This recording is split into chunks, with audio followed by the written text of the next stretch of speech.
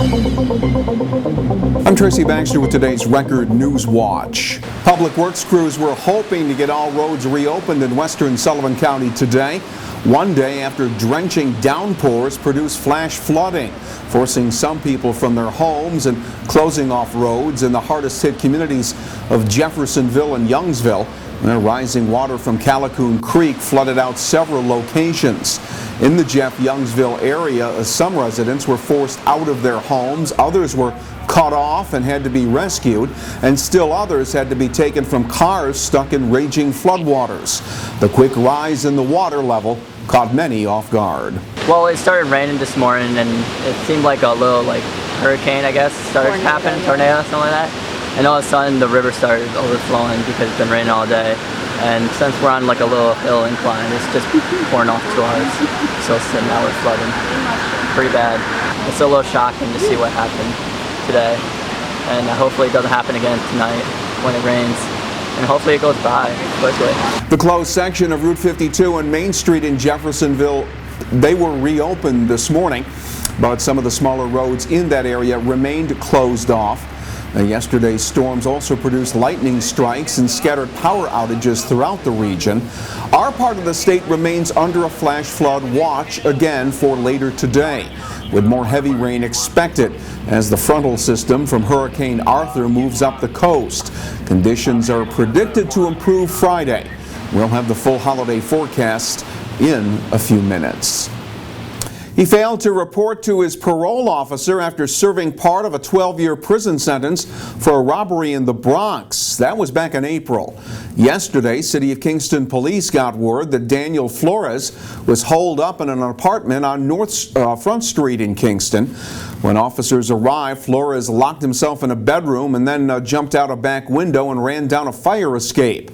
With the aid of Ulster County Sheriff's Deputy James Mullen and his canine partner Triton, Flores was found hiding under a nearby porch. Triton then convinced him to surrender. Flores was charged with resisting arrest, and he will be turned over to the State Department of Corrections on the parole arrest warrant. Three unrelated sentencings in Ulster County. 25-year-old Darrell Green of Kingston, an admitted member of the Bloods street gang, and a man with prior felony convictions, was sentenced to 7 years in prison for selling heroin and cocaine in Kingston. 43-year-old David Mahoney of Cold Spring will serve up to 13 years behind bars for a series of 7 non-residential burglaries in the town of Lloyd over a 10-day period last October. And James Turbush of High Falls was sentenced to 5 years for his guilty plea to felony drug possession.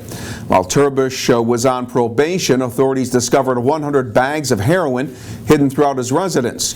Turbush is expected to get more prison time when he's sentenced for an unrelated burglary in the town of Rosendale back in May. If you hit the road this holiday weekend, state police want you to know they'll be out as well, with beefed up patrols to crack down on impaired, distracted, and reckless driving.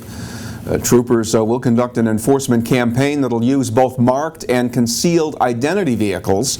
Last year, state police issued more than 10,000 vehicle and traffic tickets over the 4th of July holiday weekend. Over the holiday weekend last year, troopers ticketed 2,000 more speeders and made 100 more DWI arrests than they did the year before.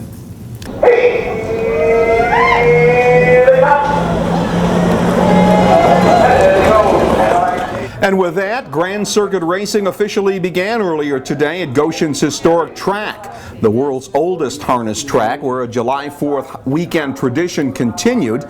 Today marks the 177th season of harness racing and the 104th year of Grand Circuit racing at the birthplace of harness racing. And there's plenty of history at historic track. Brian Meany was born across the street from the track, and he has fond memories from way back when. They used to have betting here. The younger children, including myself, after everyone left, we came and we swept up all the tickets that everybody threw out, and once in a while you might find a $2 winner. The older days, when my parents were here, all the women were dressed up. They used to wear hats, and they had a lot of celebrities here, and it was a very nice time. The harness racing is just a part of Goshen's annual Great American Weekend festivities that'll feature entertainment, food, and rides Saturday and Sunday in Church Park.